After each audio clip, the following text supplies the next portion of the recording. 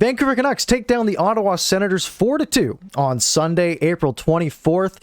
Canucks let it be a little closer than maybe they wanted, but they do come out and get 2 points on a night where the Montreal Canadiens also lost to the Calgary Flames, making the playoff race just that much tighter. Coming into this one, Braden Holtby and Matt Murray, the goaltenders. It was supposed to be Forsberg in net for Ottawa coming into this one, but he was hurt in pregame warmup, which means Matt Murray had to come in completely unprepared, not ready to play in this game. So Matt Murray draws in, which means Högberg has to be on emergency call-up to back up for this game. And yes, he did have to come in. Less than 2 minutes into this game, Erik Brannstrom fails to clear the puck. Colin White ends up with it behind the net. Remember like a month ago when Colin White basically passed it to Tanner Pearson alone in front and he scored? Well, this time Colin White flubs the puck back to the point trying to clear it, goes right to Nate Schmidt, who just walks in with a rocket to make it 1-0 Vancouver. Then shortly after that, Ottawa pressuring in the Canucks zone. A point shot gets blocked in front, and there's just a scramble in front of the net. Colin White is jamming at it. Jake Virtanen's trying to get at it. Holtby doesn't know where the puck is. White ends up sort of smacking it in off Jake Virtanen's skate, and it's 1-1 pretty early in this game. It looks like it's going to be high scoring, kind of a mess. Shortly after that, though, we did have a scrap in this one. Jace Howrluck, Erik Brannstrom going after it. Howrluck randomly hit Brannstrom behind the net away from the play. Wasn't called, so this fight goes off. Looks like Howrluck might have hurt his hand a little bit, but everything was okay. 9 minutes to go in the first period. The Sens get their first of 6 power plays on the night due to a high stick from JT Miller.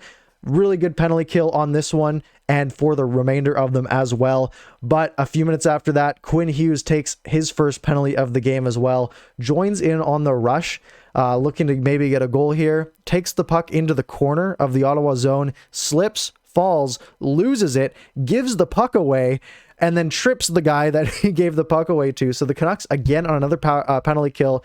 The Sens with a chance to get their first lead of the night. But again, the Canucks penalty kill doing a great job to keep Ottawa's hot power play as of late to the outside and not able to get anything going. So we go to the second period.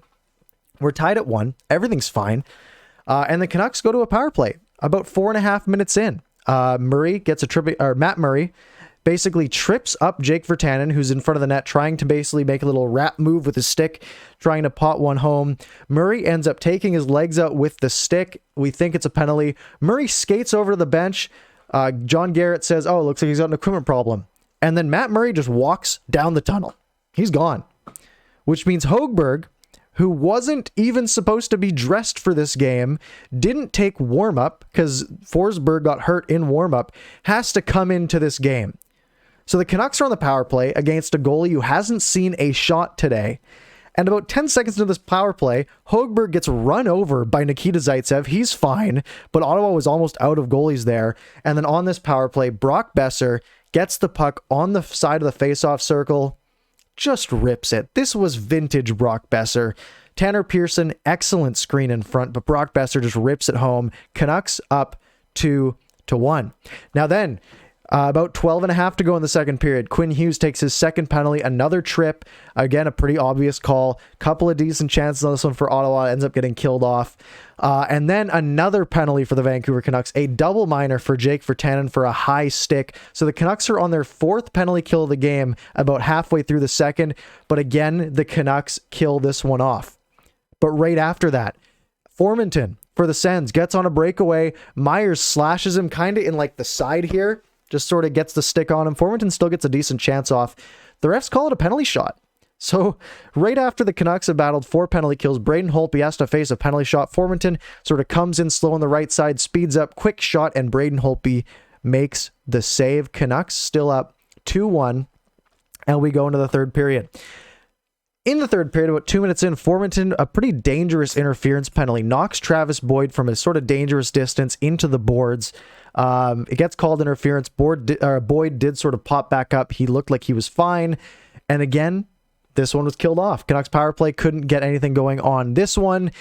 Canucks get another penalty a few minutes later. Eric Brandstrom gets called for a cross-check in the corner on Zach McEwen. But wait, there is more. At the same time, Artem Zub gets called for a high stick. So the Canucks get a full 2 minutes of 5-on-3 time to extend the lead and run away with this game. And what did they do on that 5-on-3? Nothing. They sit around, no urgency, passing the puck around, get a couple of decent shots off, but no real great chances. So the 5-on-3 is killed off. It's still 2-1. Shortly after that, 8 minutes to go in the third period, Evgeny Dadonov comes in on the left wing. Tyler Myers tries to break up his shot, but Dadonov's shot hits the stick of Myers, pops in past Braden Holtby, and we are tied at 2. Canucks really shouldn't have been given this lead up, but the Canucks kept battling. Remember, the theme of these last few games has been the battle of the Vancouver Canucks. Well, after being tied up 2-2, just over 6 minutes to go, Bo Horvat carries it in. Nice little 3-on-2 odd man rush. He finds Tanner Pearson as the trailer, who's got some space.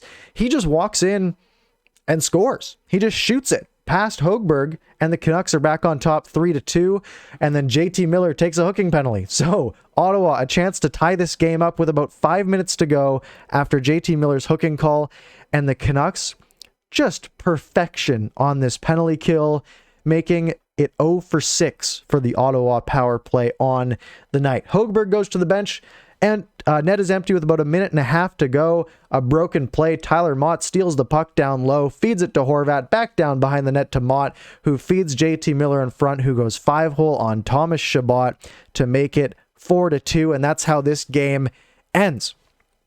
A really good game from the Canucks. They were the better team for most of this game, especially after their loss to Ottawa, but I wish they didn't keep Ottawa in it so much. But let's get into the pluses and minuses for this one. Thank you to everyone in my live stream who is still watching right now for some help on these pluses and minuses. You guys are great. My first plus, and this is the one that I came up with, and it could be farther down the list, but the officiating was way better than it was on Thursday night. Again, there was like 11 penalties in this game or something crazy, and I think all of them were valid. So good on your refs. Canucks penalty kill, to stick with the penalty theme. My goodness, it was excellent. Very few chances for Ottawa on these power plays, except maybe the double minor. They did have a few chances, but Holtby saved everything. A perfect 6 for 6 on the night. The next plus, Brock Boeser, his shot. He's just a rocket. That's all I have to say. Braden Holtby in prime form tonight. He is basically 2017, 2018 era Braden Holtby right now. 3 straight excellent games for him. Wouldn't be surprised to see him get the start on Monday in Ottawa. Face-offs tonight. Canucks won 69% of all face-offs that they took tonight against a 31% from Ottawa. So a really good performance in the dot. Another plus, the Canucks struck early with that Nate Schmidt goal just less than 2 minutes in, really set the tone for this game. And the last biggest plus of the night, the Montreal Canadiens losing to the Calgary Flames, meaning the Canucks are that much closer in that playoff race. They're probably around 20% chance of making the playoffs now. The dream is alive. On to the minuses. They let the Sens back in it, which wasn't great. The 5-on-3 power play wasn't good at all.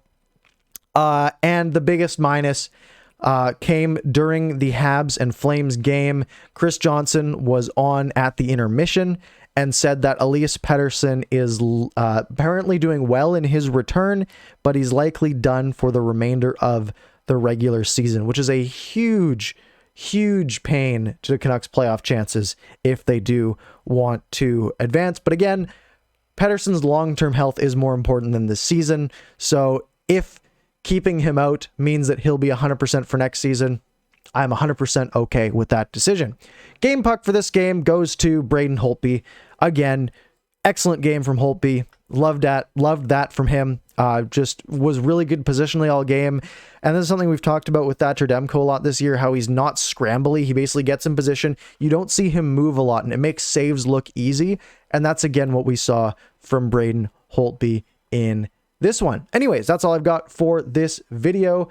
Follow me on Twitter, YouTube, subscribe, do all that stuff. You can join the VIPs. We had a bunch of people join the VIPs in the live stream tonight, which is awesome. All of that stuff is linked down below in the description. So just go click on those buttons and we'll see you next time.